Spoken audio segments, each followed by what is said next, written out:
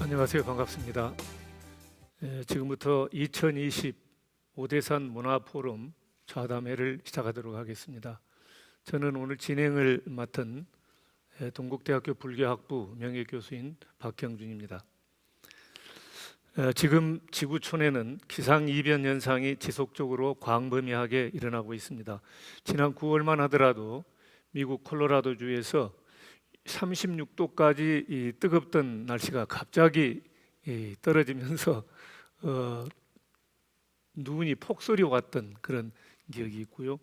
우리나라도 다른 때에 비해서 오랜 장마 때문에 많은 어려움을 겪어야 했습니다. 캘리포니아 쪽에서는 49도까지 치솟는 이런 더위 때문에 대형 산불이 일어나 가지고 많은 피해를 주기도 했습니다. 기후 변화로 인한 기상 이변이라고 하지만 진보와 성장의 이데올로기를 통해서 이루어진 환경 오염과 생태계 파괴로 인해 지구가 심각한 상처를 입은 까닭입니다. 또한 현대 사회에서는 탈종교화가 심화되고 있습니다. 정신 문명은 과학 문명을 쫓아가지 못하고 있고 생명은 경시되고 공동체 의식은 약해지고 있습니다. 영성은 갈수록 퇴색하면서 현대인은 참다운 자신으로부터 점점 소외되고 있습니다. 이러한 상황에서 오대산은 2004년부터 생명과 평화, 생태, 문화를 중심으로 한 오대산 불교문화 축전을 개최함으로써 녹색 미래를 준비해 왔습니다. 오대산 문화 축전은 올해로 17제를 맞이합니다. 하지만 올해는 코로나19로 인해서 그 명칭을 오대산 문화포럼으로 바꾸고 비대면으로 진행하게 됩니다. 2020년 인류는 코로나19와 기후변화 등 지구적 과제에 직면하고 있습니다. 이에 월정사는 오대산 문화포럼을 여는 개막 행사의 일환으로 녹색 미래를 향한 인류의 길을 모색하는 오늘 그 첫 좌담회를 마련했습니다. 오늘 그 6분께서 여러 그 각자 또 그 전문 분야들이 있으시기 때문에 미리서 저희들이 이 얘기가 가급적이면 중복이 안 되는 그런 방향으로 하기 위해서 주제를 조금 이렇게 나누어서 사전에 말씀을 올렸습니다. 시간 관계로 제가 말씀을 드리지 않겠습니다. 그래서 첫 번째로 우리 최문순 도지사님께서 약 15분간에 걸쳐서 오늘 이야기를 열어가시겠습니다. 부탁드리겠습니다. 고맙습니다. 월정사에 왔으니까 탄어 이곳에서 득도하시고 평생을 보내신 탄어 대종사님 얘기를 좀 시작을 해볼까 합니다. 요 옆에 있는 태백산에 가면 단종사당이 있는데요. 단종사당은 단종을 기리는 비각을 모신 그런 사당이 되겠습니다. 그 단종 비각이 태백산 단종대왕비 이렇게 돼 있는데 그것이 거기에 쓰신 글이 탄어 스님의 친필이십니다.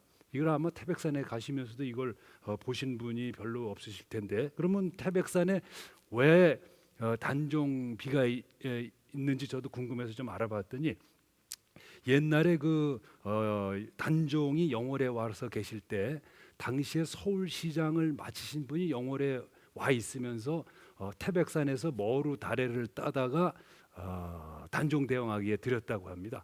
그런데 어느 날 꿈을 꿨는데 단종대왕께서 백마를 타고 곤룡포를 입고 태백산으로 들어가는 꿈을 꾸어서 단종대왕께서 태백산에 산신령이 됐구나. 그래서 거기에다가 비각을 세웠는데 그 비각의 문장을 탄어 큰 스님께서 쓰셨습니다. 근데 놀라운 거는 그 문장 중에 한민족의 미래를 예언한 문장이 들어 있습니다. 그걸 좀 잠깐 읽어보면요. 불원지 장래에, 그러니까 멀지 않은 장래에 동병기 천리지지하고 동쪽으로 천리의 땅을 우리가 차지하고 또 북쪽으로 북탄 수만리 지역, 북쪽으로 수말리 지역을 우리가 합병한다 이런 내용이 들어 있습니다. 그래서 그걸 합쳐서 동탄북병, 동쪽과 북병으로 땅을 수말리를 우리가 합병하는데 그것이 비조즉석이로다. 그러니까 아침이 아니면 저녁에 이루어질 것이다. 불원간에 잠깐 사이에 이루어질 것이다. 이런 예언이 있습니다. 그래서 1965년 4월 15일 5대 산인 타너 이런 아주 명문으로 쓰신 글이 있으신데요. 저희가 이제 이 글을 보고 궁금해서 타너 스님의 행장을 이렇게 좀 공부를 해봤더니 타너 스님께서는 개벽사상, 이제 후천개벽, 선천개벽이 있고 후천개벽이 있는데 지금은 후천개벽으로 들어가는 시대다. 그래서 천지가 뒤집히고 새로운 세상이 열린 이런 시기를 우리가 살고 있다는 말씀을 주셨습니다. 그래서 그런 이제 새로운 세상이 열리는 과정에서 지진과 태풍, 전염병 그리고 전쟁 이런 재난을 겪게 될 것이다. 이런 예언을 하신 것을 제가 공부를 해봤습니다. 근데 그 동안에는 스님께서 하신 예언이 그동안 이렇게 귀에 잘 들어오질 않았었는데 최근에 코로나 바이러스를 겪으면서 이게 예언이 실현되는 게 아닌가. 그야말로 스님께서 말씀하신 대로 개벽이 시작되는 거 아닌가 그런 느낌을 갖게 됐습니다. 근데 제 나름대로 스님의 예언을 좀 해석해 보면 이 재난이라고 하는 것이 일종의 정화 과정, 청소 과정, 대청소 과정, 또 우리 인간들에게는 치료 과정 이런 것이 아닌가. 그러니까 지구를 깨끗이 하는 과정이 아닌가 저는 나름대로 이렇게 해석을 해보고 있습니다. 그래서 인간이 만들어 놓은 온갖 쓰레기들, 공기 오염이라든가 물 오염이라든가 이런 것들을 치료하는 과정이 아닌가 저는 나름대로 이렇게 생각을 하고 있습니다. 지금 올해 강원도에도 저 삼척이라든지 철원이라든지 수해 피해를 엄청 많이 입었는데요. 다른 해보다도 많이 입었는데 이게 왜 그런가 공부를 해봤더니 바닷물의 온도가 1도 올라가면 증발하는 수증기의 양이 7%가 늘어난다고 그럽니다. 그러니까 이제 지구의 온도가 올라가니까 수증기의 양이 늘어나서 비가 많이 내리게 되는 거죠. 그래서 그동안에 우리가 안전 기준에 의해 만들어 놓은 댐이라든지 하수도 시설이라든지 우수 시설이라든지 이런 게 맞지 않게 됐습니다. 이제 이것이 바로 이것도 지구 온난화와 관련된 이런 현상이라는 걸 저희들이 알게 됐습니다. 요즘 오늘도 여기 제가 월정사를 오면서 요즘에 제가 아주 즐기는 재미 중에 하나가 하늘을 보는 재미가 새로 생겼습니다.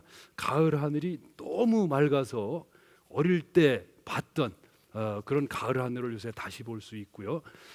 이게 이제 코로나 바이러스가 준 선물이 아닌가.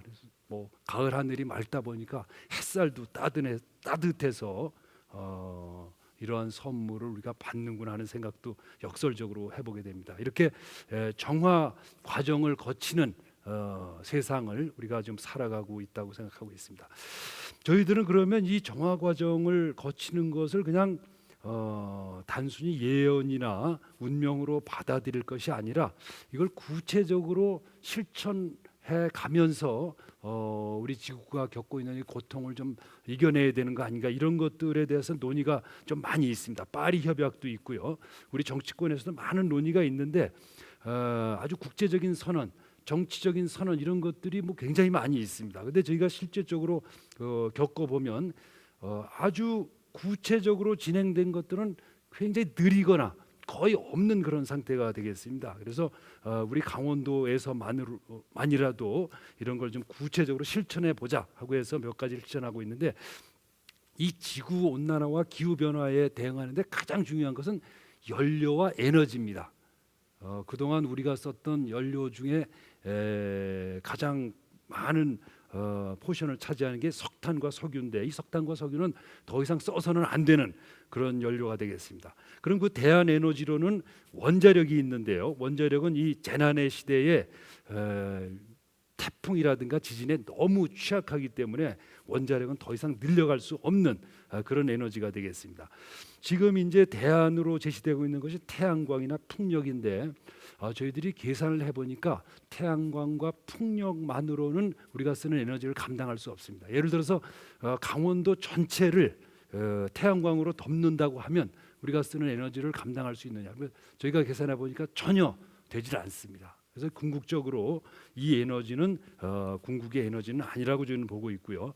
저희들이 최종적으로 우리 도에서 내린 걸 결론은 수소 에너지가 우리의 대안 에너지라고 최종적인 결론을 내렸습니다. 수소라면 저희가 초등학교 다닐 때 H2O 물에다가 소금을 조금 넣고 음극, 양극의 전기를 꽂으면 한쪽에서는 수소가 나오고 한쪽에서는 산소가 나오죠. 이렇게 그래서 전기 분해라는 걸 학교에서 배웠었는데 바로 그때 나오는 기체가 바로 수소가 되겠습니다. 이건 완전 연소가 되는 연료이기도 하고 이게 다시 불을 붙여서 연료를 쓰면 물밖에 나오지 않는 그런 청정 연료가 되겠습니다. 저희가 강릉에서 제진간 열차가 올해 이제 결정이 돼서 강릉에서 제진으로 가는 열차, 그리고 그것이 북쪽으로 가는 열차를 저희가 지금 짓고 있는데 그 열차를 저희가 액체 수소 열차로 지금 만들 생각입니다. 근데 그걸 왜 그렇게 하냐면 이 지금 KTX라든가 이런 열차들은 전기를 쓰는데 이 국제 나라와 나라를 지날 때는 전기 시스템이 다 다르기 때문에 그게 아주 굉장히 복잡한 문제입니다. 우리는 여기서 예를 들어 220볼트를 쓰는데 북쪽에 가면 110볼트를 쓰고 그것이 다시 중국 국경을 지날 때는 다시 220이 됐다가 러시아 국경을 지날 때는 다시 볼티지가 바뀌고 이렇기 때문에 이게 아주 굉장히 골치 아픈 문제인데 액체 수소 연료를 쓰면 한 번에 실어서 10,000km를 갈 수 있습니다. 그러니까 여기서부터 강릉에서 출발해서 베를린까지 한 번 충전으로 갈 수 있습니다.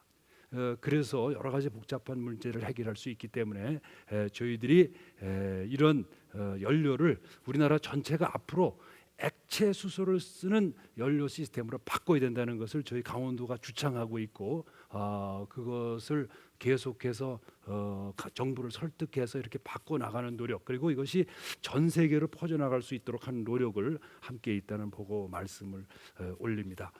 이제 이걸 어떻게 만드냐면 지금 우리 석탄이 이게 수소 덩어리입니다. 그리고 플라스틱도 이 수소 덩어리입니다. 이게 지금 굉장히 여기 이제 생수가 이게 플라스틱으로 만들어져 있는데 이게 수소 덩어리입니다.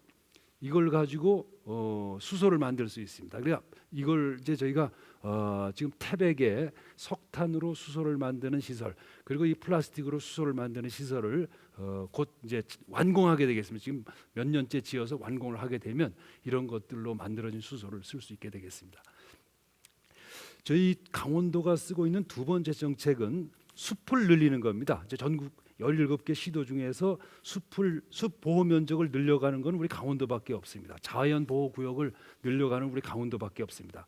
2011년에 전봉산 14평방킬로미터, 그리고 2016년에는 태백산을 국립공원으로 저희가 지정을 받았고요. 2014년에는 DMZ 국가지질공원 1800평방킬로미터, 1800평방킬로미터를 국가지질공원으로 지정했는데 서울시의 면적이 600평방킬로미터입니다. 그 3배를 저희가 국제적인 보호구역으로 지정받았고, 그다음에 고생대 지질공원, 한탄강 지질공원, 철원의 도립공원, 이렇게 해서 지금 약 4,000평방킬로미터, 그러니까 서울의 7배 정도 되는 면적을 숲을 보호하는 그런 보호 정책을 펴고 있습니다. 그래서 한쪽으로는 에너지를 바꾸는 것, 한쪽으로는 산을 보호하는 정책, 이런 것들을 해나가고 있다는 말씀을 올립니다. 타노 스님께서 말씀하신 개벽세상은 종말이나 말세가 아니고 새로운 세상의 시작, 이런 뜻이 되겠습니다. 저희들은 이 타노 스님께서 제시하신 이 새로운 세계를 예언으로서가 아니라 앞장서서 가고자 하는 그런 의지를 가고 있다는 보고 말씀을 올립니다. 조정래 선생님 쓰신 책에도 나오는데요. 이 평창 땅에 대한 예언이 있습니다. 천하지 천년, 이 평창이라는 땅이 천한 땅으로, 사람들이 돌보지 않는 천한 땅으로 1000년 동안 있다가 귀하지 천년, 세상 사람들이 다 와서 함께하는 귀한 땅으로 천년을 지낸다, 이런 예언이 있습니다. 이 평창 특히 월정사에서 주지스님 인도하셔서 우리들이 이 새로운 개벽 세상을 열어갈 수 있기를 기대에 마지 않습니다. 네, 고맙습니다. 감사드립니다. 네, 감사합니다. 지금 저희 대한민국 국민들이 코로나 불우로 많이 우울해하고 힘들어하고 있습니다만, 우리 최문순 지사님께서 재난의 이면을 한번 이렇게 들춰보는, 재난이라는 게 대청소 과정일 수 있고 정화 과정일 수도 있다 하는 그런 긍정적인 측면을 저희들에게 또 말씀해 주셨고, 그래서 또 한편으로는 위로와 또 희망의 그런 말씀을 주시지 않았나 싶습니다. 강원도에서 추진하고 있는 여러 그 숲의 보호, 또 숲길 확장, 또 액체 수소, 또 생산과 사용 등 여러 가지 사업들이 또 원만하게 이루어졌으면 하는 그런 바람입니다. 자, 그럼 두 번째 말씀해 주실 우리 최열 환경재단 이사장 모시겠습니다. 네, 안녕하십니까. 말씀 부탁드리겠습니다. 제가 서울에 살다가 이 오대산, 특히 월정사로 들어가는 전나무 숲길을 걸을 때 가장 행복함을 느낍니다. 우리 인간은 원래 자연과 더불어 살아왔어요. 그런데 도시가 만들어지고 지금부터 한 250년 전에 산업혁명이 일어나고, 그래서 인간의 노동력이 아닌 석탄이나 석유나 가스를 통해서 우리는 굉장히 많은 상품을 만들고 쓰고 버리면서 살아왔습니다. 저는 환경 문제에 관심을 가진 지 44년이 됐습니다.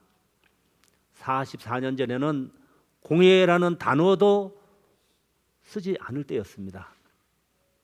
그때 제가 환경에 대한 공부를 하고 있을 때 주변에 있는 동료들이 공해라도 배불리 먹고 싶다, 그런 농담을 했습니다. 그런데 44년이 지난 지금 우리가 살고 있는 지구 환경, 좁게는 우리가 살고 있는 한국이 얼마나 많이 달라지고 또 환경 오염이 심한지 여러분들이 다 아실 겁니다. 저는 강원도에서 젊은 시절을 보냈기 때문에 제가 환경운동을 하면서 원주에 계시는 토지작가 박경리 선생님을 자주 뵀습니다. 박경리 선생님이 글을 쓰려고 서울에서 원주로 왔을 때 처음에는 감나무에 감이 열리지 않았다고 합니다. 그런데 어느 날 보니까 감나무에 감이 주렁 열리는 걸 보면서 기후 변화가 점점 심각해지는구나, 그런 말씀을 한 적이 있습니다. 그리고 저는 환경 문제든 모든 문제는 현장에서 답이 있다고 생각합니다. 직접 체험하고 느끼고 거기에서 문제 해결하기 위해서 노력하는 그런 것이 저는 가장 바람직하다고 봅니다. 그런 면에서 저는 2009년에 미국의 뉴욕 자연사 박물관과 함께 기후변화 체험전을 열었습니다. 서울 대학로에서 열었는데 그때 저희들이 전시하면서 나온 내용이 뭐냐면은 2002년에 강원도의 강릉에 하루에 870mm의 비가 와서 강릉이 완전히 폐허화된 적이 있습니다. 그리고 그것은 강릉만이 아니라 우리나라 어디든지 그렇게 생길 수 있다. 그래서 저희들이 시청 지하철역을 그 체험전에 그대로 만들어 가지고 거기에 물이 잠긴 그런 것을 저희들이 전시를 했습니다. 그때 초등학교 어린이들이 선생님을 쫓아와서 시청 지하철이 물에 잠긴 걸 보면서 선생님, 나는 어른이 되고 싶지 않아요.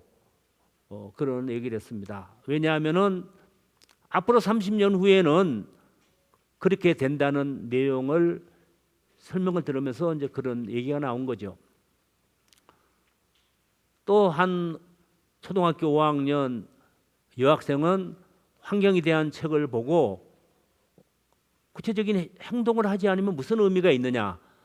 그래서 겨울에 집에 난방을 하지 않고 두꺼운 이불을 부모님하고 같이 덮자 그래서 부모님의 동의를 받고 난방을 하지 않고 두꺼운 이불에 살고 있었습니다.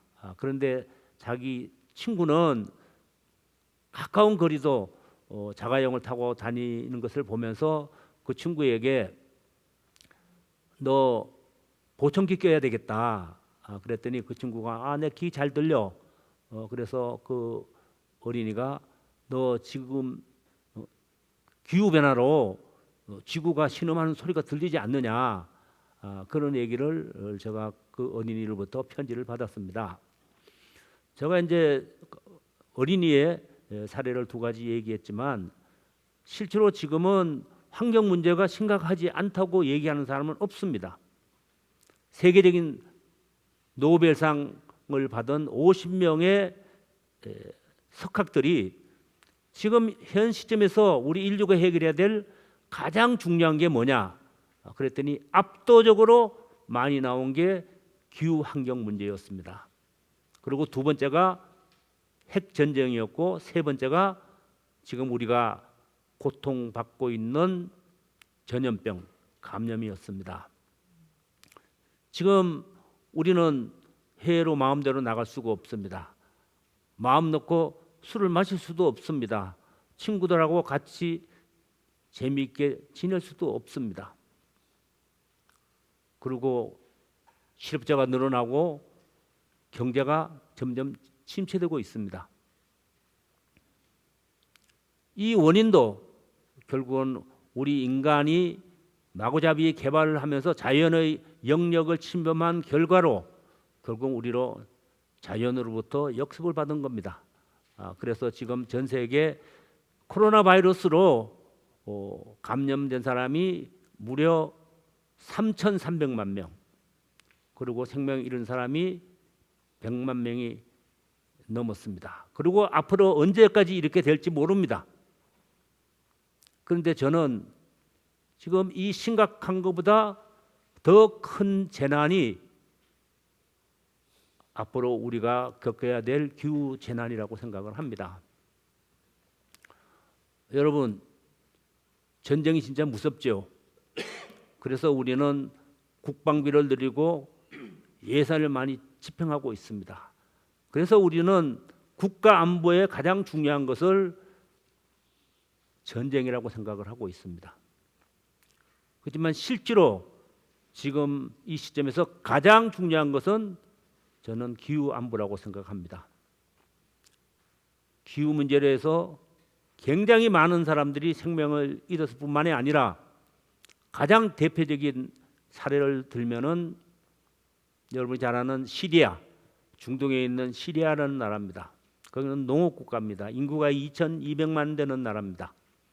거기에 2006년부터 2010년까지 비가 내리지 않았습니다. 밀 농사를 지으려면 적어도 1년에 200mm, 20cm의 비가 와야 되는데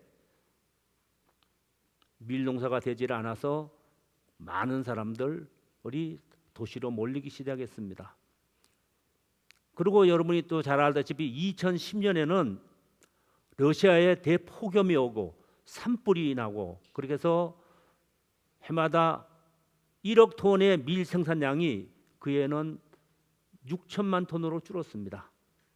그래서 수출이 되지 않고 밀가루 가격이 폭등하고 그리고 그 많은 난민 그리고 독재 치하에 있는 많은 사람들이 들고 일어난 게 우리가 잘 알고 있는 중동의 아프리카의 자스민 혁명도 결국은 기후 변화로 인해서 살기가 힘들어지고 그렇게 해서 큰 변화가 일어났습니다. 저는 지금 현재의 문명을 한마디로 정의하면은 탄소 문명, 탄소 경제, 탄소 사회라고 생각합니다. 많은 숲과 많은 동물, 많은 생명체가 지각 변동을 통해서 땅 속에 묻히고 그것이 탄소 통조림이 되고 그 탄소 통조림을 우리 인간이 마구잡이로 까먹으면서 온실가스가 늘어나고 그렇게 해서 지구의 기온이 올라가고 바닷물이 더워지고 그래서 태풍이 일어나고 더운 데는 더 더워지고 추운 데는 얼음이 녹고 그렇게 하면서 기후변화의 양극화 현상이 일어났습니다. 그걸로 인해서 지금 기후 난민이 무려 1,500만 명이 되고 있습니다. 만약에 이대로 간다면은 10년 후인 2030년에는 기후 난민이 9천만 명이 될 것이라고 과학자들은 얘기하고 있습니다. 또 우리가 특별한 노력을 하지 않고 이대로 2050년이 되면은 기후 난민이 10억 명을 돌파할 걸로 얘기하고 있습니다. 그러면 우리가 어떻게 해야 됩니까? 저는 이 탄소 문명을 전환시켜야 된다고 봅니다. 석탄, 석유, 가스를 통해서 온실가스가 나와서 기후 재난을 가져오고 그것이 미세먼지가 되어 우리의 건강을 해치고 그것으로 화학 물질을 만들어서 플라스틱 등 많은 화학 제품이 결국은 바다로 땅으로 또 우리의 몸속으로 들어오고 있습니다. 그렇다면 이 탄소 문명을 전환시킬 수 있는 방법은 무엇인가? 조금 전에 최문순 지사님께서도 말씀하셨지만은 가능하면은 자연 에너지, 바람을 이용한다든지 햇빛을 이용한다든지 또 앞으로 수소를 이용한다든지 이런 식으로 해서 자연 환경에 영향을 주지 않는 이런 쪽으로 저는 전환해야 된다고 봅니다. 그것만으로 과연 되느냐? 저는 그것만으로 불가능하다고 봅니다. 우리 인간이 가지고 있는 욕망, 물질적인 욕망 이것을 저는 줄여야 된다고 봅니다. 근데 그 물질적인 욕망을 줄이라고 아무리 얘기해도 줄여지지 않았습니다. 저는 이 물질적인 욕망을 생태와 문화로 전환시켜야 된다고 봅니다.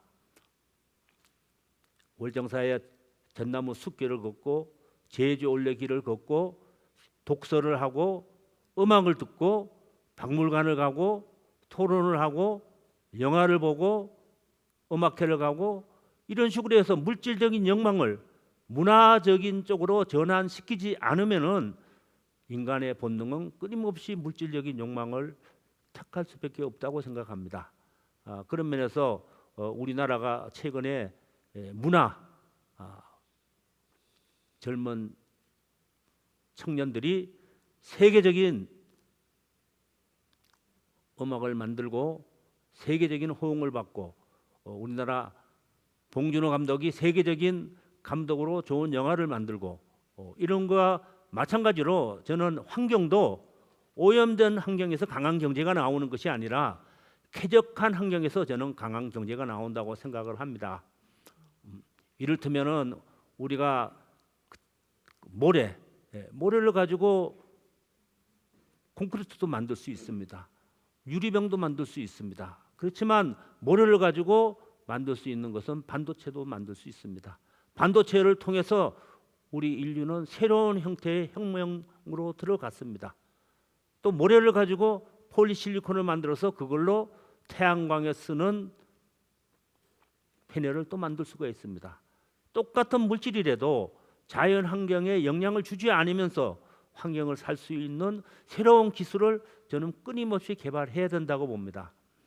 그래서 저는 저의 경험으로는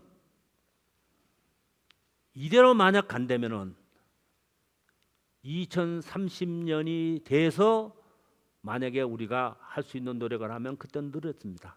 돌아올 수 없는 다리를 걷는다고 저는 확신하는 사람입니다.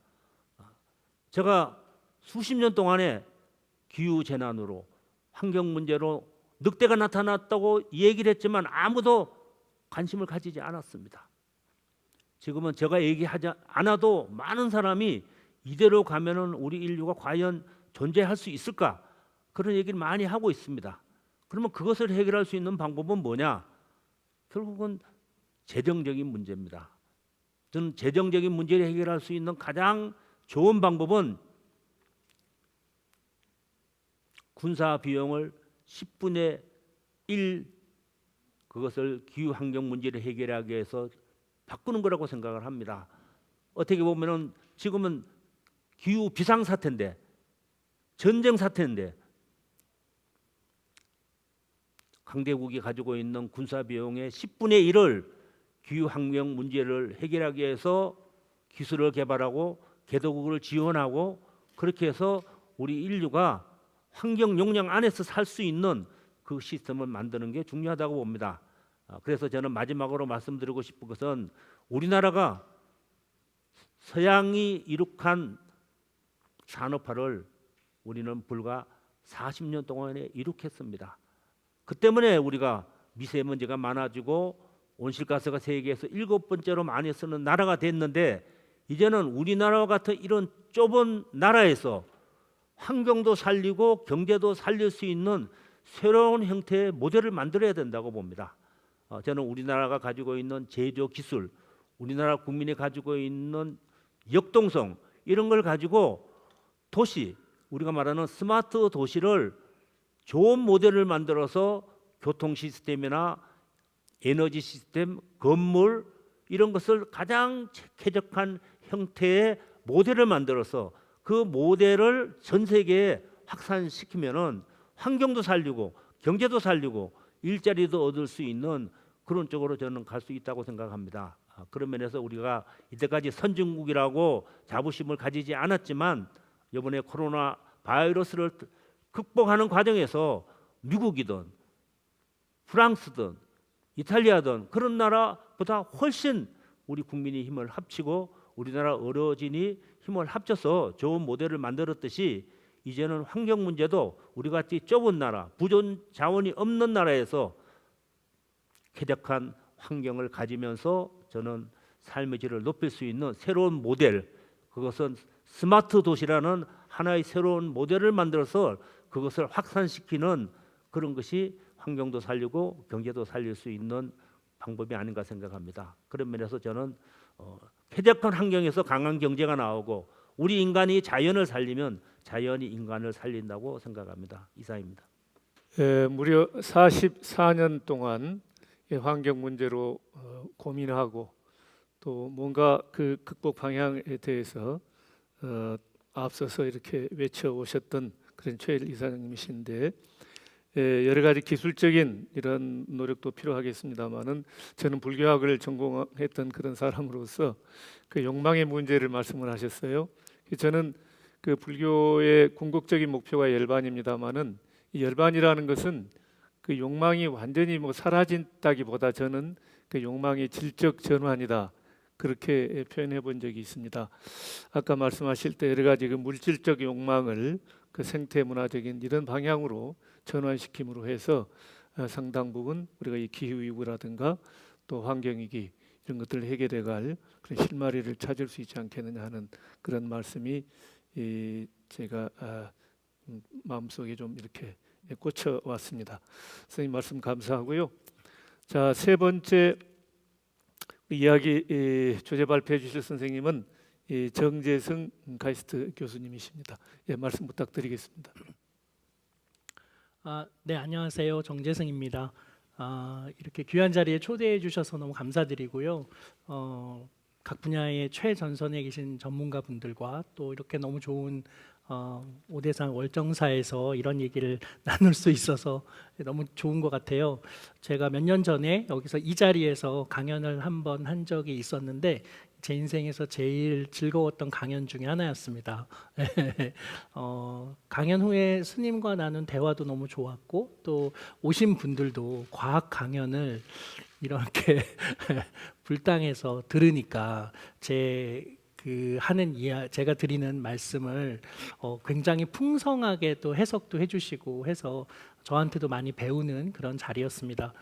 오늘 제가 이제 이 자리에서 여러분들께 지금 현재 우리 사회, 지구에게 또 인류에게 가장 심각한 기후 변화라는 문제, 또 그것을 어떻게 기술하는 사람, 공학하는 사람들이 또 바라보고 있는가, 이 내용들을 좀 나눠 보려고 이 자리에 앉게 됐습니다.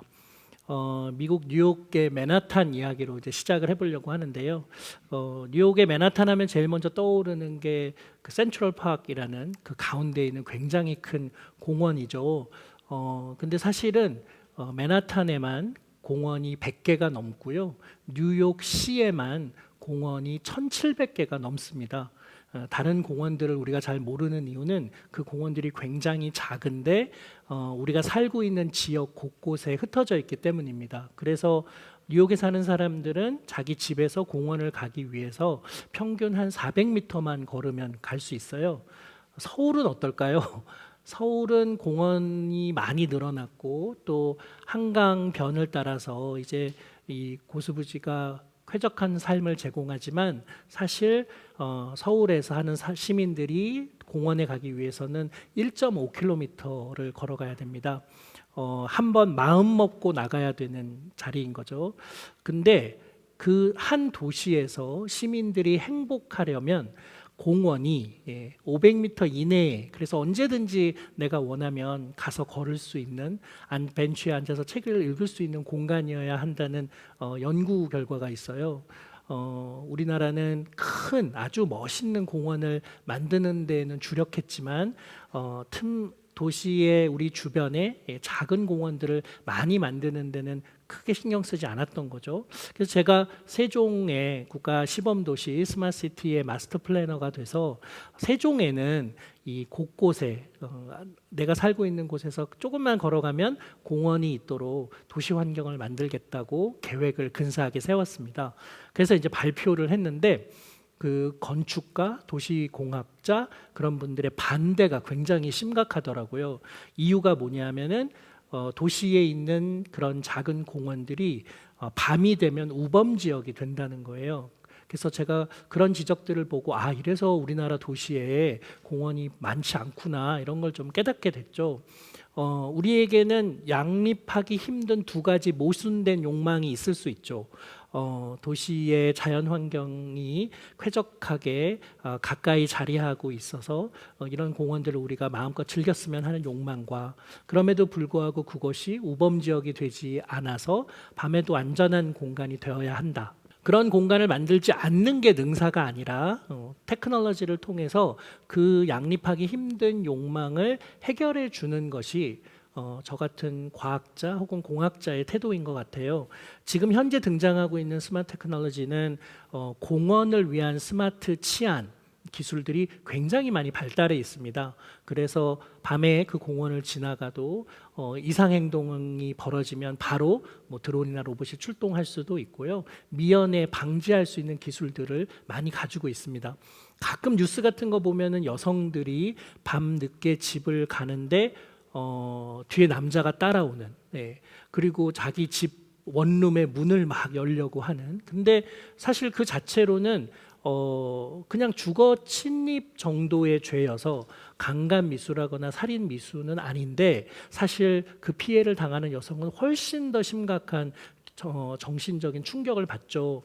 그걸 매연에 방지하기 위해서는 그냥 그런 이상한 행동을 하는 곳에 드론이 출동해서 그냥 그런 행동을 하는 사람을 옆에서 촬영만 해도 그가 더 심각한 범죄를 저지르지 않습니다. 그러니까 이거 범죄를 예측해서 기술을 통해서 막으려는 것이 인간의 사생활을 침해하는 거 아니냐라고 걱정할 수 있지만, 사실은 사생활 침해를 하지 않으면서도 그냥 그곳에 로봇이나 드론이 안전하게 비식별로 모니터링하고 있다는 것만으로도 시민들의 안전을 지켜낼 수가 있습니다. 제가 이 에피소드를 말씀드리는 이유는 예전에 도시를 공학적으로 개발하려는 UCT 사업이 있었는데요. 그때는 에너지를 절감하고 비용을 줄이고 관리하는 사람이 도시를 더 편리하고 유용하게 관리하는데 테크놀로지를 썼습니다.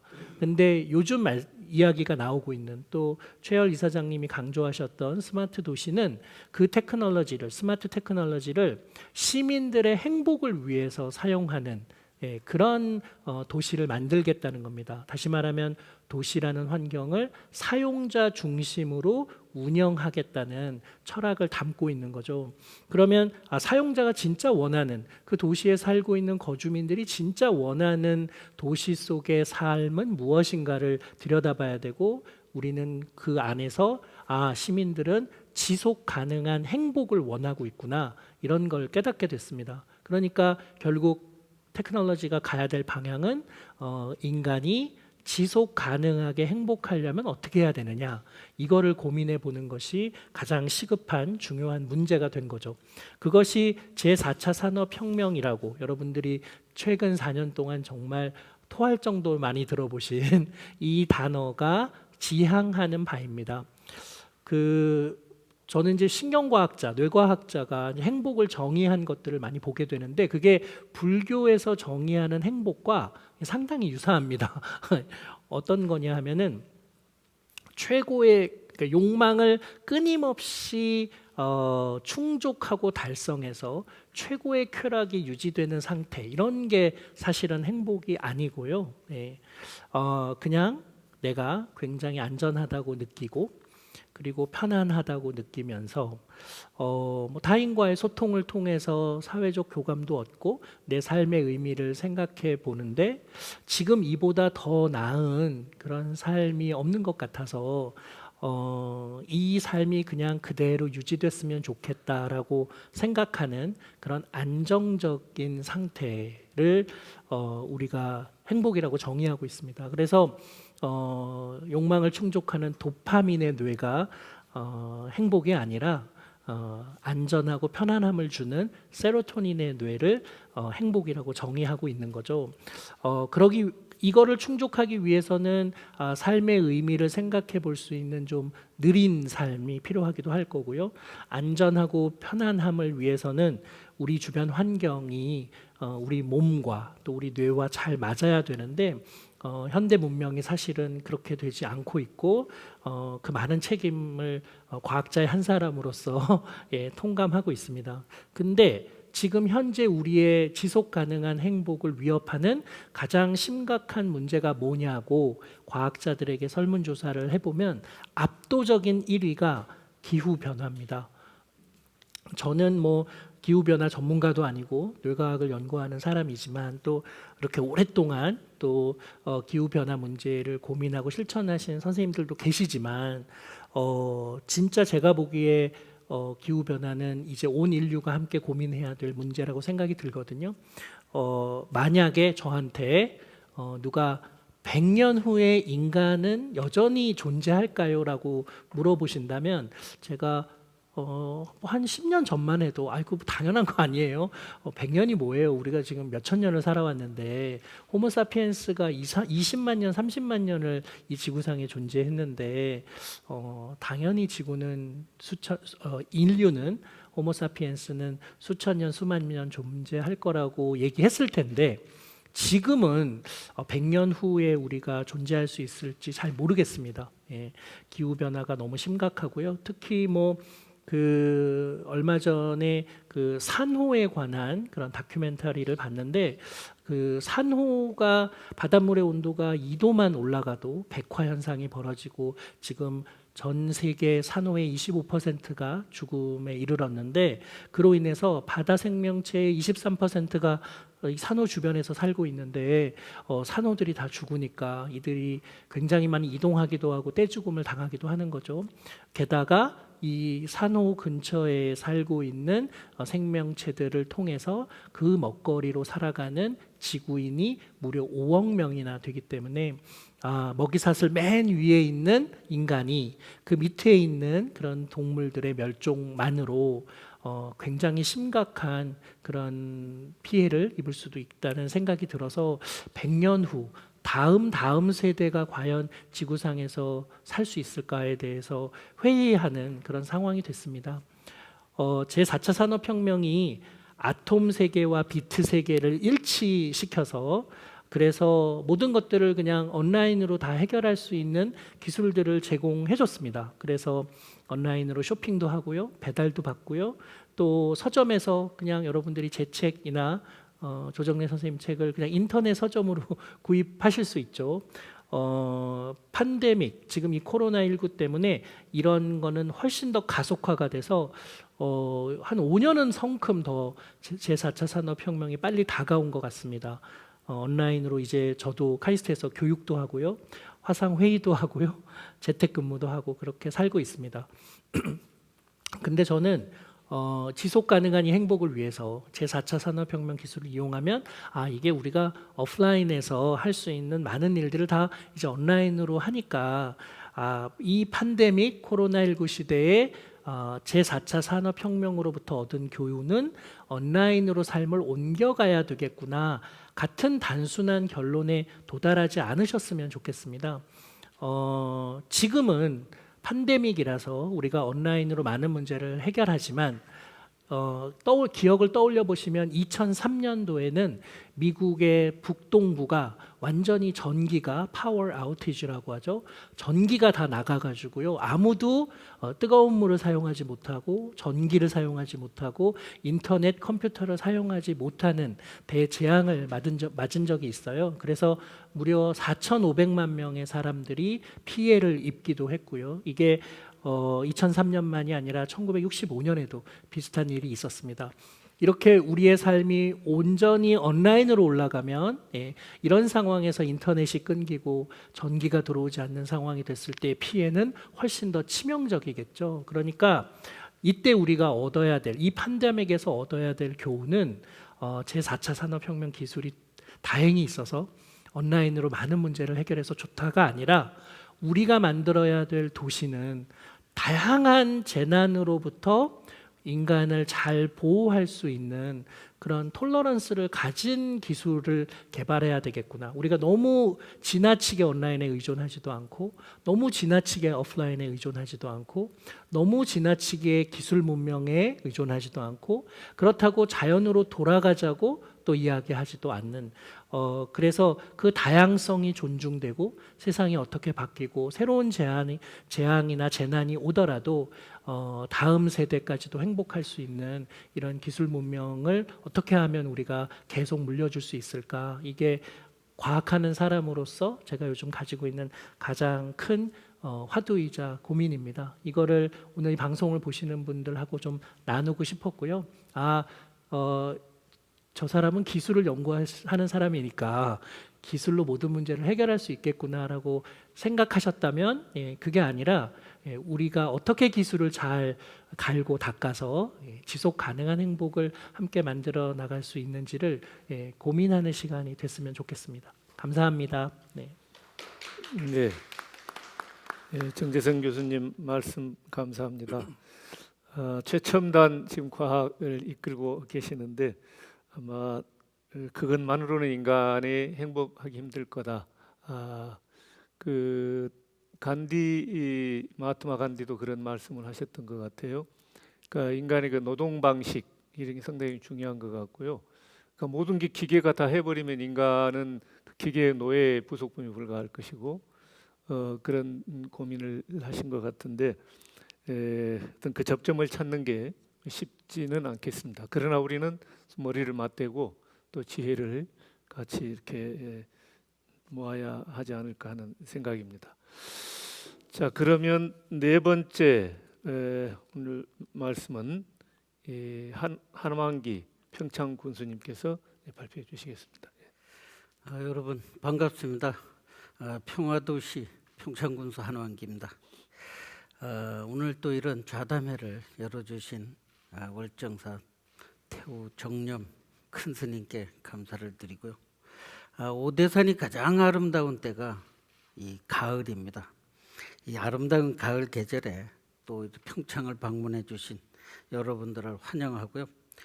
또 코로나19와 또 기후변화 등 전 지구적인 과제에 직면한 때에 이렇게 인류 미래를 위한 자담회가 열리게 되어서 또 뜻깊게 생각을 합니다.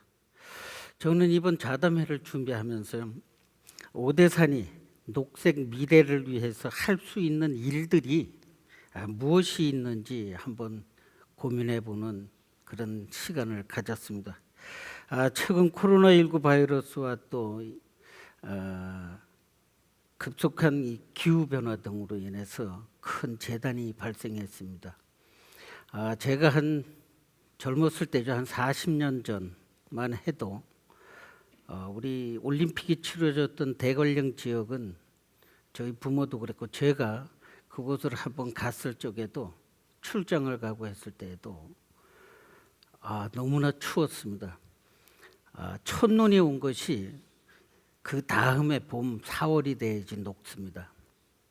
그래서 이 대관령 지역은 사람이 너무 추워서 사람이 살만한 곳이 못 된다고 우리 부모들도 그랬고 저도 그 당시에 그랬습니다. 그래서 그곳에는 70년대에 근대 스키장이 들어서기도 했고 지금 용평 리조트가 운영이 되고 있죠. 그런데 이 용평 리조트 스키장도 기후 변화로 인해 가지고 그 슬로프의 눈이 녹을 때가 가끔 있습니다. 이렇게 40년 전과 현재의 기후 변화가 이렇게 있고요. 지금 대관령 지역은 가장 쾌적한 지역으로서 여름철에 폭발적인 인기를 받고 있습니다. 이번 코로나19 때에도 대관령 이 쾌적한 기온 때문에 찾아온 분들이 상당히 많고요.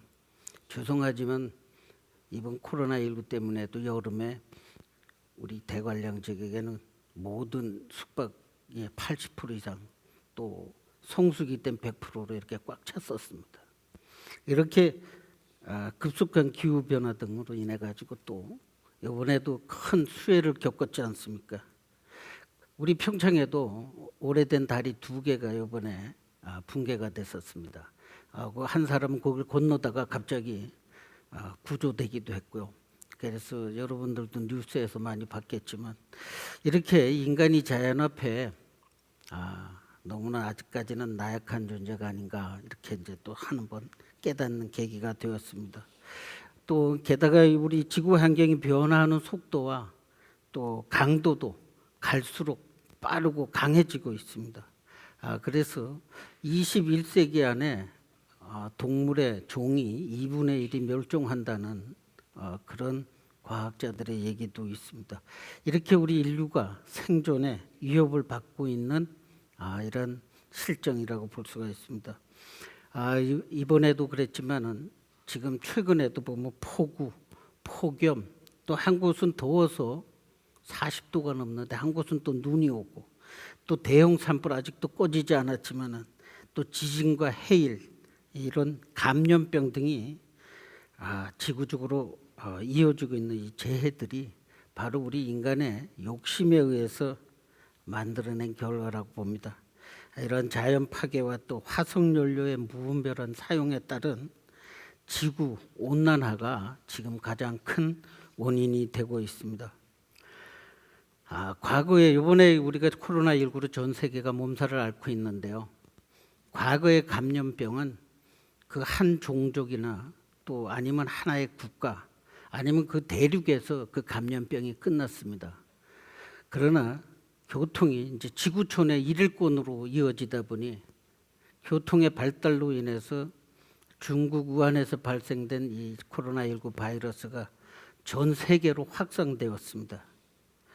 이렇게 지금은 감염병이 한 지역에 국한되고 한 종족에 국한되는 것이 아니라 전 세계로 퍼져나가고 이렇게 있습니다. 우리 사회는 이런 코로나19로 인해서 비대면 또 사회적 거리 두기가 일상화되고 있습니다.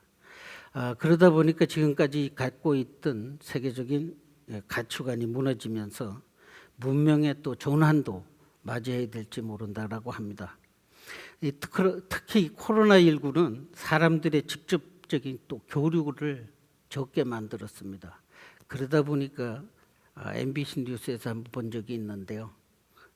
사회적 취약계층에 대한 관심과 또 지원도 약화되고 있다는 뉴스도 한번 접했습니다. 이렇게 코로나19로 인해서 사람들의 대면이 적어지고 이러다 보니까 또 인간성도 많이 잃어가고 있다는 우려도 또 낳게 됩니다. 우리 인류는 사회적으로나 경제적으로나 이전에 경험하지 못한 새로운 세상을 맞이하고 있다고 봅니다. 이렇게 여러 가지 위기가 오는데 이러한 것을 절망하나 또 탓하지만 할 수는 없습니다. 그래서 이런 위기를 또 기회로 만들어야 된다는 말처럼 우리가 자연과 인류가 공존할 수 있는 역량을 갖추고 또 우리 인간의 욕심과 인간성 상실이라는 문제들을 잘 해결해 나간다면은 지속 발전한 미래가 있다고 저는 이제 봅니다.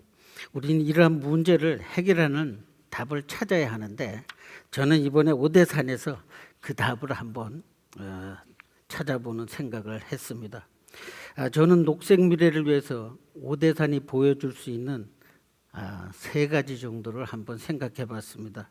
그 하나는 오대산의 자연 친화적인 개발, 또 정신 문화적 힘, 또 현대인에게 많은 휴양 기회 제공을 할 수 있는 그런 장소로서 한번 생각을 해봤는데요.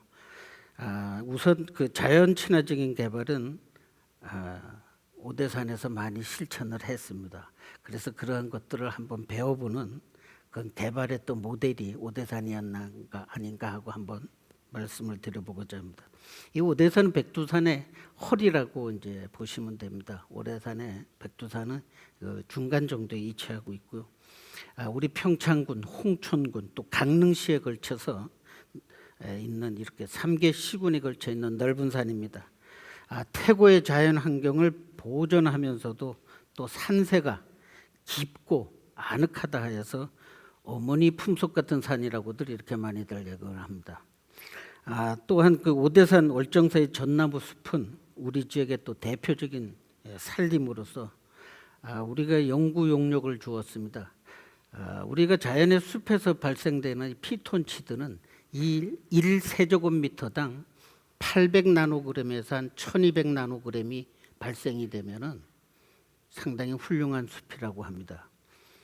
그런데 이 월정사 우리 그 오대산에서 측정된 피톤치드의 숲은 발생량은 1세제곱미터당 약 2170나노그램이 발생이 됩니다.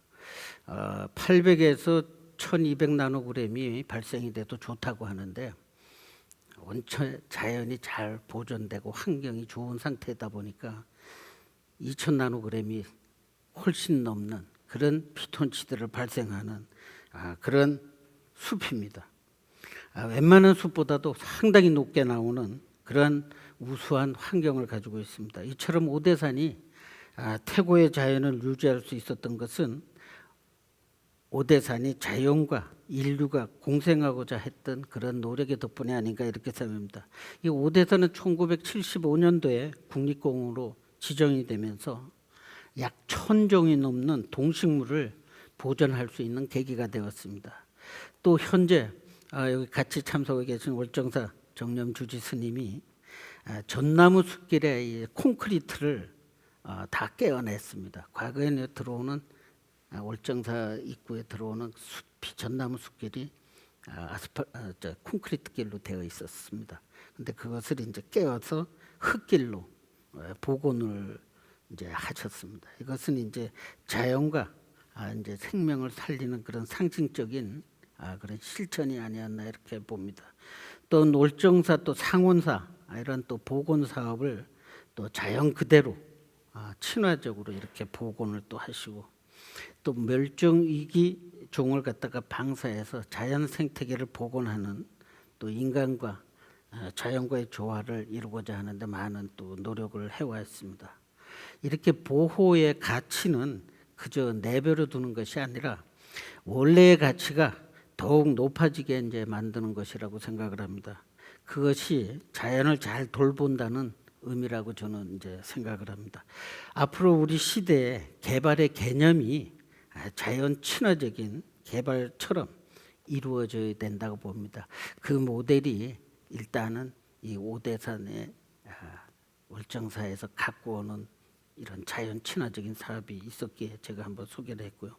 또 오대산이 주고 있는 정신문화적인 힘은 우리 인간 속 회복에 많은 도움을 주고 또 큰 역할을 한다고 볼 수 있습니다. 이 오대산은 부처님의 자비와 또 화합, 또 평화의 마음이 1400여 년 동안 간직되어 온 한국 불교의 성지입니다. 그래서 불교에서는 인간과 자연이 별개의 개념이 아니고 함께 더불어 연결되어 살아간다고 이제 말하고 있습니다. 부처님의 가르침인 이 보시, 널리 베푼다는 뜻이고요. 또 이타행, 공덕과 이익을 베풀어서 서로를 모두를 이롭게 한다는 이런 뜻입니다. 이 현재 현대인들에게 필요한 배려와 이타식 공존의 마음을 불러일으킬 수 있다고 봅니다. 이렇게 오대산에서는 자연 명상 마을, 또 성보박물관, 또 의계박물관 등 우수한 문화 시설들이 많이 있습니다. 또 템플스테이와 또 옆에 계신 우리 조정래 작가님이 집필하는 문학관도 있고요. 또 다양한 치유 프로그램도 잘 조성될 수 있다고 봅니다. 앞으로 더 많은 사람들이 우리 오대산에 정신문화적 힘을 통해서 마음의 치유와 공생의 의미를 깨달아서 우리 인간이 갖고 있는 욕심을 좀 버리고 인간성을 회복할 수 있는 곳이 또 이 오대산이 아닌가 이렇게 또 생각을 합니다. 평창군은 앞으로 이 오대산과 월정사를 중심으로 자연 친화적 개발, 정신문화적 힘의 배양, 그리고 휴양과 치유의 지향을 또 강조해 주셨습니다. 앞으로 평창군이 우리 한왕기 군수님을 중심으로 이런 그 상생의 앞으로 문화를 갖고 가주셨으면 하는 그런 바람입니다. 자, 그러면 이번에는 5번째 발표 순서가 되겠습니다. 이번 순서는 우리 조정래 선생님께서 발표해 주시겠습니다. 발표 부탁드리겠습니다. 이 주제 발표와 조금 빗나가는 이야기를 먼저 하겠습니다. 굉장히 사적인 것 같은데 또 그런 의미를 넘어서는 의미가 있기 때문에 말씀을 드리는 겁니다. 저는 금년부터 1년에 7개월 동안 강원도 도민이 되었습니다. 1년 내내 있고 싶지만 겨울에는 군수님께서 말씀하신 대로 영하 너무 추워서 이 늙은 삭신이 얼어 죽으면 안 되니까 11월 달부터 3월까지는 피신을 하고 4월부터 10월까지 강원 도민으로서 살도록 되었습니다. 무슨 사연인가 하면 월정사 정년 스님께서 터를 제공하시고 강원도와 평창군에서 제 집필실을 지어주셔서 오대산 자연명상마을에 제 말년의 글을 쓸 수 있는 터가 마련되었습니다. 삶에 지치시고 괴로우신 분들, 오대산 자연명상마을에 마음을 풀도록 오실 때 아무 때나 저는 찾아오는 분들을 만나서 문학과 인생에 대한 이야기를 앞으로 할 수 있을 것입니다. 여러분들의 삶에 윤택함이 있길 바라고 오늘의 주제와도 직결되는 우리의 삶, 인간답게 사는 삶을 위하여 앞으로 가까운 만남이 있기를 바랍니다. 본론에 들어가겠습니다. 저는 금년에 작가 생활 50주년을 맞이했습니다. 지난 40년 동안 저는 2가지 문제에 관심을 썼습니다. 첫째, 문학, 무슨 작품을 써야 할 것인가 하는 인간에 대한 탐구를 했고, 두 번째는 환경 문제였습니다. 환경이 그때부터 나빠졌는데 많은 사람들이 별로 관심 쓰지 않았습니다. 그것은 인간이 가지고 있는 본질적, 본능적 이기주의 때문에 일어나는 병폐일 것입니다. 사회과학자들은, 문화사가들은 20세기를 끝내면서 20세기를 전쟁의 시대라고 정의했습니다. 또 어떤 사람들은 과거 시라고 정의했습니다. 1차전, 2차전이 일어나 가지고 인간이 1억 명의 인간을 죽였습니다. 살육했습니다. 그것이 20세기의 고통이고 괴로움이고 상처입니다. 그 1억을 인간이 죽일 수 있었던 것은 과거의 발전에 의한 여러 가지 총, 그리고 마지막에는 원자폭탄까지 터뜨려서 그런 살육을 한 시대입니다. 그런데 그 시대는 그걸로 끝난 게 아닙니다. 제가 보기에는 자연 파괴의 시대라고 하는 것을 하나 첨부해야 할 것입니다. 왜냐하면 환경연구원분들이 말하기를 20세기 100년 동안에 인간이 소모한 열량이, 화석연료들이, 에너지가 그전 1000년 동안에 소모한 것과 같다고 말했습니다. 산업혁명이 일어나고 나서 본격적으로 인간들이 인간의 탐욕을 채우기 위한, 경제 발전을 시키기 위한 여러 가지 과학기지들을 동원함으로써 지구는 100년 동안에 급속도로 파괴되기 시작했습니다. 그것이 나타난 것이 지금으로부터 20년 전부터 남극과 북극의 얼음이 빙하가 녹아내리면서부터 우리는 관심을 시작했습니다. 그러나 지난 20년 동안 그 위기를 느끼고 국제적으로 기후협약을 하자고 약속했는데 195개 국가가 사인을 했는데 트럼프 대통령이 들어오면서 미국이 그 사이로부터 탈퇴를 해버렸습니다. 그렇게 되니까 중국도 또한 그러한 동요를 보이고 있습니다. 이것이 인간이 가지고 있는 탐욕입니다. 그 두 나라는 세계 경제 1등국가, 2등국가입니다. 그리고 그들은 화석연료를 가장 많이 소비하고 있고 프레온가스를 가장 많이 배출하는 사람들입니다. 그럼에도 불구하고 전혀 동의하지 않는 것이 우리 인간들의 이기주의입니다. 우리는 제가 학교 다닐 때부터 인간은 무엇인가 하는 정의를 할 때 만물의 영장이라고 답을 제시했습니다. 그렇게 가르치기를 100년 가르쳤습니다. 인간은 과연 만물의 영장입니까? 아닙니다.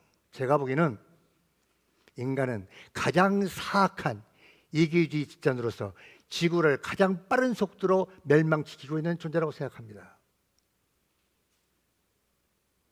이렇게 많은 공해를 일으킨 것은 다른 짐승들입니까? 인간입니다.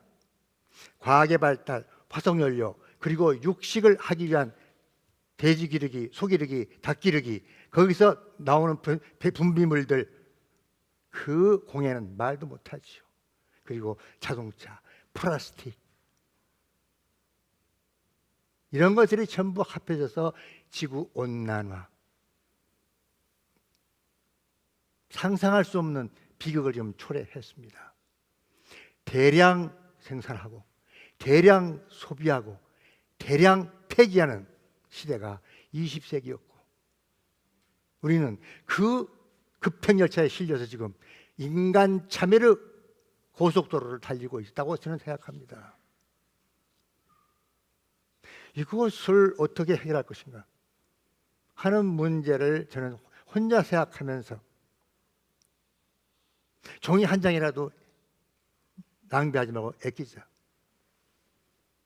비닐 한 장이라도 낭비하지 말고 3번, 4번 쓰자. 그리고 며느리 얻어서 재활용하는 봉투 갖다 놓고 이렇게 하라. 그렇게 미온적인 실천을 해왔을 뿐입니다. 이것을 지난 40년, 50년 전부터 했다면 캘리포니아에서, LA에서 저렇게 매해 산불이 일어날 것이며 호주에서 그 엄청난 산불에서 끄지도 못할 것이며 남극과 북극의 얼음이 빙하가 계속 녹아내리겠으며 그 북극곰들이 갈 곳이 없어 죽어서 그 시체를 딴 짐승이 뜯어먹는 사태가 지금 우리 앞에서 벌어지고 있음에도 불구하고 우리는 아무런 대책도 세우지 않고 모든 나라들이 경제 발전, 잘 사는 일에만 몰두하고 있습니다. 저는 인간의 탐구에서 인권이라고 하는 것이 평등하다. 인간 세상에서 상하가 있어서는 안 된다. 그것이 봉건 시대에는 귀족과 노예, 종들이었고 지금 현대에 와가지고는 빈부, 잘 사는 자와 못 사는 자 사이로 바뀐 것이다. 그걸 어떻게 문학적으로 해결할 수 있을까 하는 문제로 주제를 삼아서 글을 써왔습니다. 그것은 사회주의가 자본주의와 아무런 경쟁도 없이 전쟁도 없이 자멸함으로써 전 세계가 자본주의가 되면서 인권의 문제는 상당히 많이 해결되었습니다. 그러나 이 공해의 문제, 자연 파괴의 문제는 앞으로 갈수록 해결이 난망하지 않을까. 그 해결을 위해서 전 인류가 조금 불편하게 살자, 조금 가난하게 살자 하는 식의 국제적 계약을 하지 않으면 앞으로 우리 인간은 100년이 갈지 50년이 갈지 우리의 미래를 전혀 전망할 수 없는 위기에 처해 있다고 저는 생각합니다. 말씀 중에 자발적 가난이라는 표현을 쓰신 것 같은데 마음이 깊게 와 닿습니다. 전에 그 법정 스님께서도 이런 의식적인 가난, 자발적인 가난을 어쩔 수 없이 가난하는 것이 아니라 내가 좀 더 그 선제적으로, 자발적으로 조금 더 이렇게 줄여 사는 그런 이제 말씀인데 어쨌든 그런 여러 좀 더 그 과학적인 그런 기술과 더불어서 이러한 의식들이 앞으로 우리가 녹색 미래를 만들어 갈 수 있지 않을까 하는 그런 생각입니다. 자, 그러면은 오늘 6번째 마지막 발표를 해주실 월정사 정념 스님 모시겠습니다. 스님 발표 부탁드리겠습니다.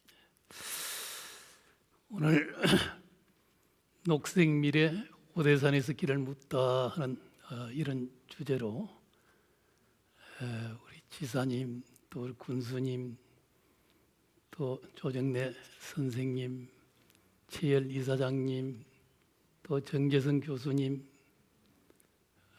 우리 박경준 교수님 등 우리 한국 사회에 가장 자기 분야에서 우리들에게 길을 또 제시하고 또 널리 또 익히 알려주신 또 명망가이시기도 합니다. 함께 이 오대산 중에 모셔서 이런 주제로 고견을 듣게 되어서 더없이 감사를 드립니다. 특히 이 오대산에 관한 문제도 우리 군수님 또 지사님께서 더 제보다 상세하게 그렇게 알고 계시고 또 가야 될 방향까지도 아마 잘 하나 제시해 주셨다 하는 이런 생각을 합니다.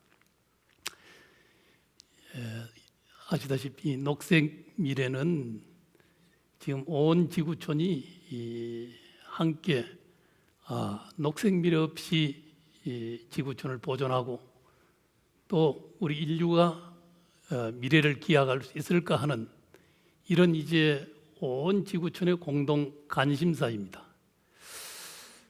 물론 우리나라는 설문조사에서 우선 당면한 과제로서 아마 코로나19를 가장 염려하고 그러고 있다고 하는 이제 이런 설문조사 결과가 나오기는 했습니다만은 그러나 이제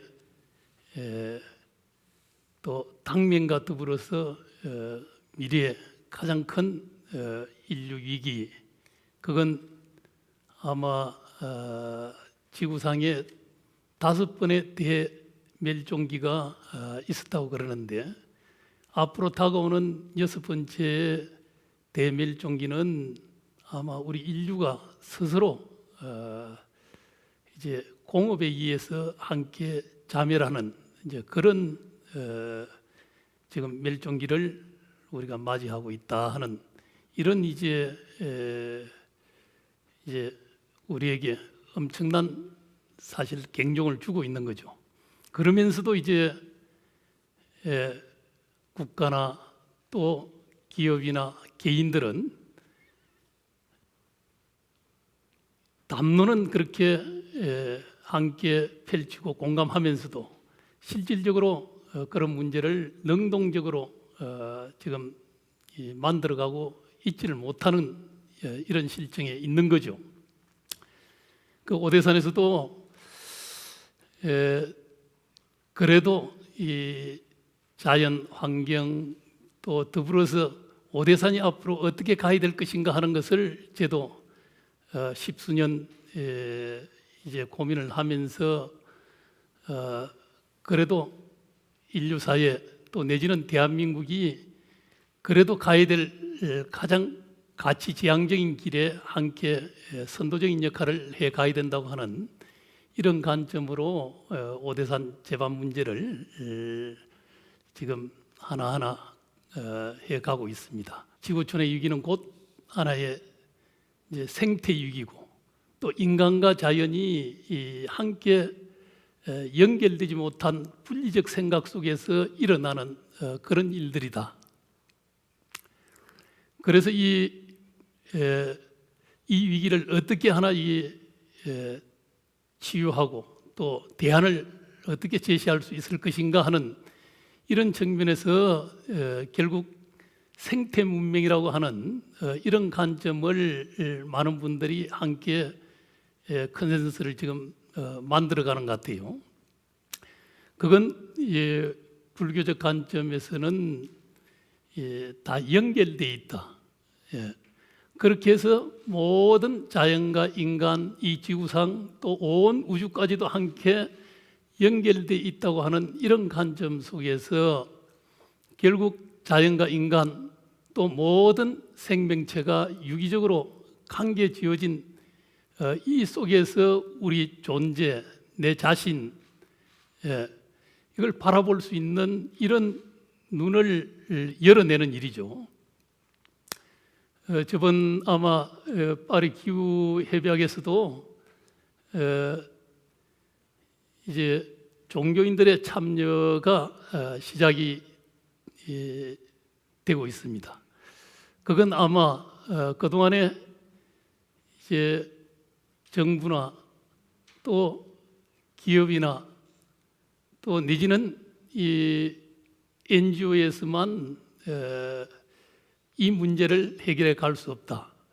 결국 환경의 문제, 생태의 문제, 이 생명성의 문제, 근원적인 문제는 결국은 이 세계관의 문제, 또 우리가 어떻게 생명을 바라보고 세계를 바라보면서 그러면서 우리의 삶의 문화를 바꿔낼 수 있는가 하는 이제 이런 관점으로 아마 종교인들의 참여 결합해서 이 문제를 해결해 가야 된다. 이건 범지구촌의 하나의 거버넌스가 이루어져야 된다고 하는 이제 이런 관점들이 지금 대두된 거죠.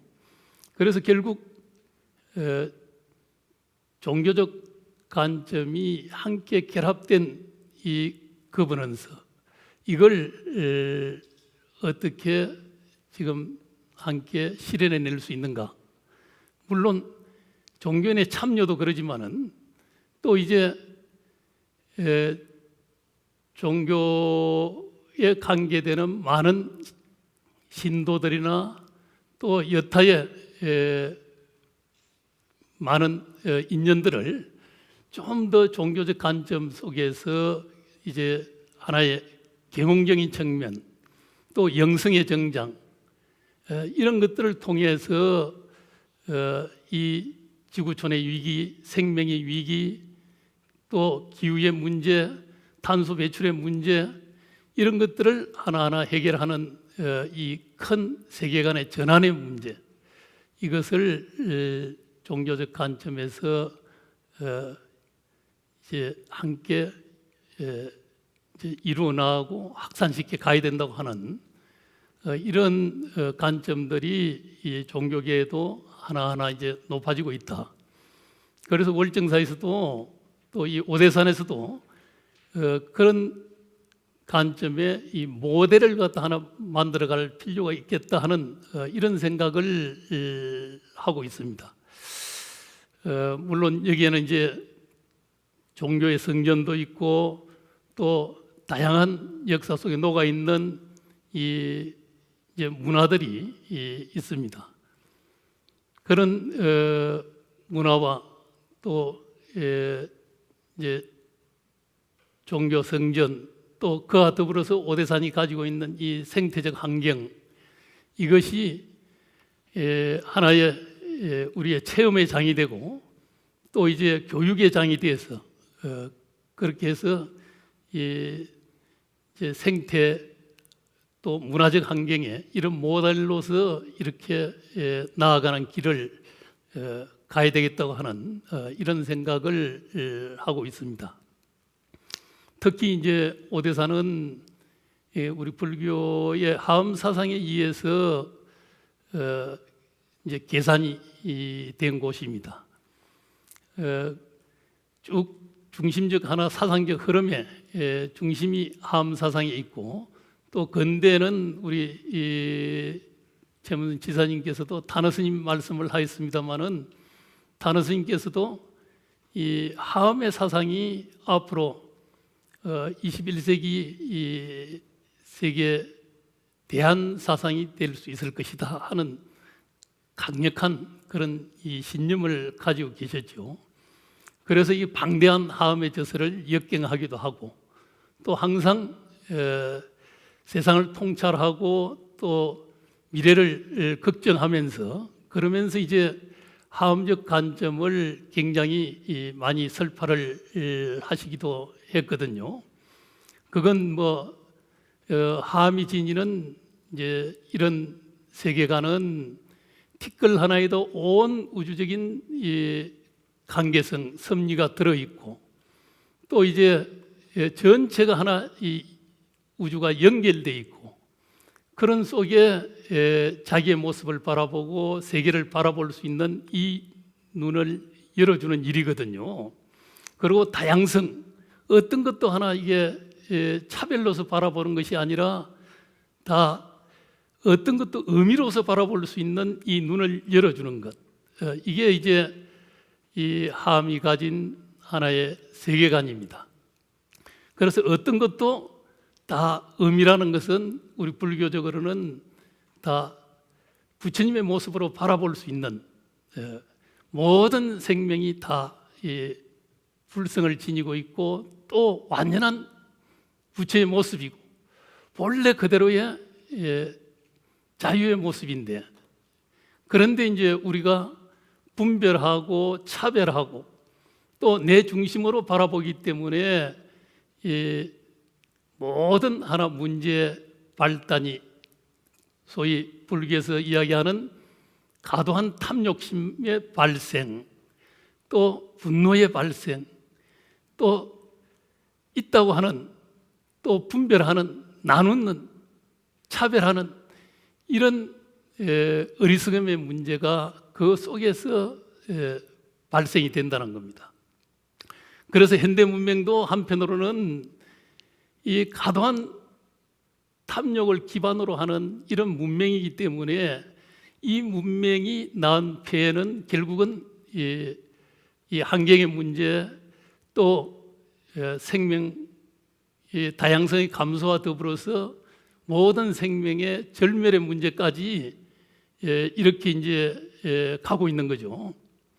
결국 이 인간이 지닌 이 탐욕심을 이걸 해결하지 않고서는 과연 이 문명이 가는 이 방향, 이 내용을 어떻게 우리가 평화롭고 행복으로 상생으로 공존으로 또 생태적 문명으로 이렇게 전환시켜낼 수 있는가 하는 이 근본적인 이 하나의 문제가 되는 거죠. 결국 이제 종교 역할, 또 불교 역할은 이 탐욕의 해체, 이것 없이 지구촌은 영원하지도 않고 평화롭지도 않고 행복하지도 않다 하는 이 이제 관점 속에 그 역할을 다해 가야 된다. 아까도 말씀을 하였습니다만은 또 이 난민의 문제가 엄청난 이 지구촌의 큰 문제로 차츰차츰 더 다가올 거다 하는 또 이런 문제들, 결국 4차 산업혁명이라는 것도 인간의 욕망 속에서 이루어지게 되면은 또 AI라든지 초지능을 갖다 이거 통제하지 못하면서 또한 인류의 절멸을 또 불러올 수 있다든지, 이게 종합적으로 알고 보면은 인간의 어떤 탐욕성 속에서 일어나는 일이고, 결국 이 생태적인 또 아마 녹색 미래가 이걸 미래를 갖다 좌우할 수밖에 없는 이런 이제 우리에게 다가온 큰 이 과제일 수밖에 없다. 오대사는 지금 이제 저는 이제 이 관계 요로에 좀 친환경적이고 또 생태적이고 또 이 생물 다양성이나 이런 것들이 잘 보존되는 이런 환경을 만들기 위해서 좀 차량 운행이라든지 이런 것도 이제 좀 친환경 차량을 운영했으면 좋겠다. 그런 이야기 끝에 아마 국립공원에서 친환경 전기차 이제 서트를 갖다가 저 아래 주차장에서 운행하는 이제 그런 시도를 또 하게 될 겁니다. 이제 내년부터. 그리고 저도 이제 옛날 상호사까지 포장하는 문제도 제가 이제 친환경 소재가 나올 때까지 그걸 보류하겠다. 그렇게 해서 이제 예산이 집행되기 직전에 이제 예산 반환을 하고 이러면서 이제 지금 비포장기를 그대로 유지를 하고 있습니다만은 그 될 수 있으면은 좀 개발이나 이런 것들을 앞서가는 것보다는 좀 이 생태적이고 친환경적이고 좀 오대산이 그래도 이 생명성이 좀 넘쳐나는 이런 이제 곳으로 우리가 만들어 가야 되겠다 하는 이제 그런 방향성을 가지고 있습니다. 그래서 이곳이 좀 같이 이제 다 우리 이 지사님 또 우리 군수님 또 내지는 함께 생각들을 갖다 다 모아가는 이런 이제 이 속에서 좀 우리 한국 사회 가장 그래도 녹색이 또 생명성이 가장 훌륭한 이런 이 건강성을 지니는 또 인간과 자연이 함께 잘 연결돼서 어우러질 수 있는 이런 이제 오대산으로 그렇게 만들어 가도록 최선을 다해 가도록 하겠습니다. 오늘 이런 정도로 말씀을 드리겠습니다. 감사합니다. 네, 스님 말씀 감사합니다. 정념 스님께서는 그 어떤 분들보다도 우리 오대산과 월정사가 그런 그 녹색 미래를 위해서 어떤 기능을 할 수 있을 것인가 오랫동안 고민하시고 또 이렇게 방향을 제시해 오신 것 같습니다. 오늘 이 좌담에도 스님의 그러한 그 가치관과 또 그런 의지가 또 그런 원력이 있었기 때문에 이 좌담에도 이루어진 것이 아닌가 이렇게 생각을 합니다. 단어 스님께서는 특히 이 화엄경을 이렇게 중시하셨던 그런 기억이 납니다. 그런 그 중중무진한 화엄 사상을 중심으로 어떤 이기적인 탐욕을 극복하고 또 인간 중심주의에서 생태 중심주의로 발상의 전환, 패러다임의 전환을 이루어 감으로써 우리가 녹색 미래를 이루어갈 수 있을 것이다 하는 그런 말씀이셨습니다.